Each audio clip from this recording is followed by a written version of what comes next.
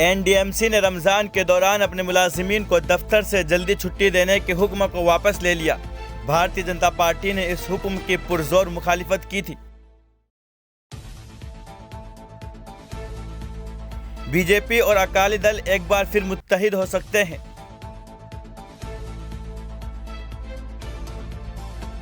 गाजियाबाद में 4 घंटे में 3 एनकाउंटर।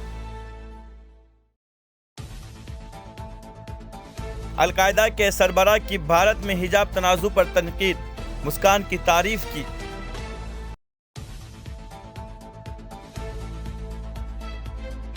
ओलंपिक एसोसिएशन के सदर बत्रा के खिलाफ सीबीआई की तफ्तीश।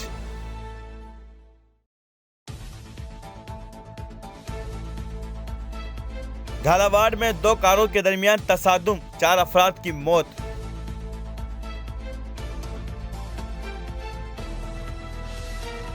गाजियाबाद में आलूदगी के नाम पर 8 फैक्ट्रियों पर बुलडोजर चलाया गया।